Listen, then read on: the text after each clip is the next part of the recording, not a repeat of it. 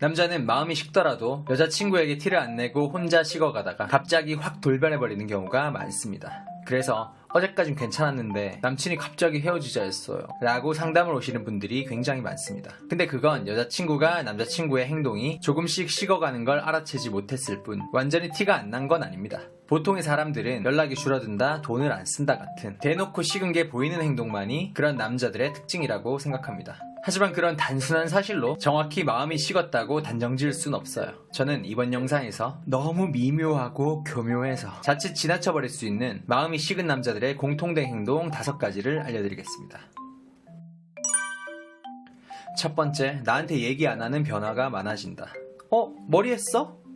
머리 했어. 얼마 전에. 폰 바뀌었네? 약정 다 돼서. 테니스 모임 나간다고? 테니스 쳐? 저번 주부터 나가기 시작했어. 이런 식으로 나한테 한마디 언급도 없이 바뀌는 게 많아지면 그 남자는 식은 겁니다. 심지어 차 바꿨네? 엊그제 계약했어. 이런 정도라면 당장 여자친구까지 바꿀 기세인 거죠. 이럴 때 남자는 왜 나한테 얘기 안 했냐는 여자친구의 말에 내가 얘기 안 했었나? 라고 구차한 변명을 할 때가 많습니다. 남자는 자기한테 큰 변화가 있으면, 특히 긍정적인 변화가 있을수록 그걸 애정을 가진 여자에게 자랑하고 싶어하고 인정받으려 합니다. 하지만 그러지 않다는 건 애정이 차게 식은 거죠. 물론 새 옷을 샀다거나 새로운 식당에 가본 것처럼 평소에도 자주 바뀌는 거라 일일이 얘기할 필요성을 못 느끼는 부분은 해당 사항이 없습니다. 차나 머리나 폰 기종이나 새로운 취미활동 같은 남자 스스로도 비중 있게 생각하는 부분에서 아무 언급을 안 하고 심지어 나한테 얘기한 것조차 기억하지 못한다면 이 남자는 확실하게 식어가고 있는 겁니다. 들으면 충격이실 수도 있겠지만 기왕 말하는 거 이것까지 얘기해드릴게요. 이미 다른 여자한테 가서 그 여자한테 실컷 자기 변화를 자랑하고 있을 수도 있습니다. 두 번째, 갑자기 부정적인 얘기를 많이 한다. 원래부터 이런 말을 많이 해왔던 남자는 해당 사항이 없습니다. 모태징징이 말이죠.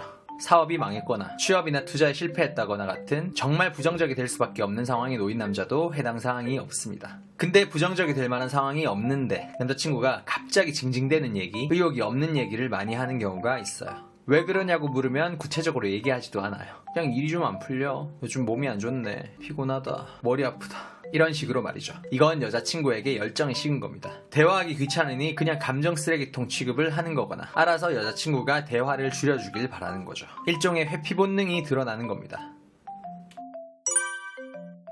세 번째, 무언가를 덜 하려고 한다. 이건 남자가 갑자기 일이 바빠져서 시간이 안 나는 경우는 제외입니다. 별 외적인 상황에 변화가 없는데 갑자기 같이 어딘가를 가거나 함께 무언가를 하는데 계속 귀찮아하는 경우예요. 예를 들어 여자친구가 주말에 만나 갈 곳, 놀 곳을 스스로 정해서 남자에게 제안을 했는데도 거긴 좀 너무 멀지 않아? 날 풀리면 가자. 꼭 그거 해야 돼? 가까이 있는데 가자. 이런 식으로 스케줄이 안 맞는다거나 정말 취향이 안 맞는다거나 하는 게 아님에도 그냥 거절만 하고 새로운 대안을 제시하지도 않으면서 최대한 뭐든 덜 하려고만 한다면 그 남자는 식은 게 맞아요.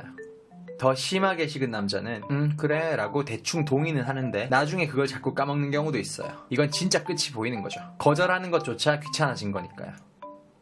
네 번째, 영혼 없는 카톡 리액션. 누구나 아는 이모티콘 없이 답하고 단답으로 답장이 오는 것 말고 영혼이 없는데 영혼이 있는 척하는 것도 식은 남자의 전형적인 태도입니다. 아, 힘들겠다, 그렇구나, 고생했어, 이런 영혼 없는 공감은 기본이고요. 그냥 대화를 할 때도 답장의 내용이 스스로 생각해서 하는 얘기가 아니라 내가 말한 내용 안에서만 성실하게 답할 뿐이라면 영혼이 없는 거 맞아요. 예를 들어 나는 오늘 점심에 돈가스 먹었어 라고 얘기하면 그래, 나는 비빔밥 먹었어, 돈가스 맛있었겠네 라는 식으로 내가 던진 주제 안에서 안 벗어나는 거죠.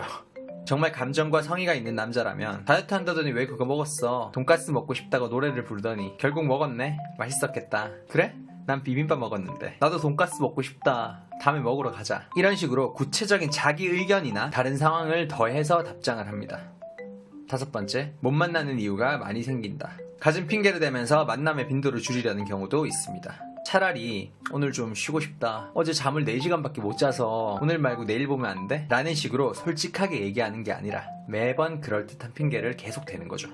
갑자기 가족이 구체적인 병명 없이 아프거나 병원 데려갈 일이 많아지고 급하게 불려가는 업무가 잦아지고 야근이 많아지고 급한 미팅이 잡히고 처음 들어보는 친구 부모님이 돌아가시거나 먼 친척이 지방에서 결혼하는 일이 많아지는 등 공적인 사유로 못 만나는 일이 많아집니다. 썸 탈 때 한창 사귀기 시작할 때는 별일 없다가 사귀다 보니 왜 그렇게 사건 사고들이 많아졌는지 인생사 힘든 일은 다 자기한테 찾아오는 것처럼 굴죠.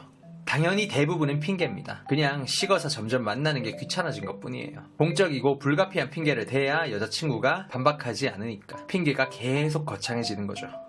여기에 어머 어떡해 하면서 공감하는 말을 할 필요가 없습니다. 공감해주는 것도 하루 이틀이지 계속 변명뿐인 사실에 공감을 해주면 그 모습이 또 부담스러워서 더 여자친구를 덜 만나려고 할 겁니다.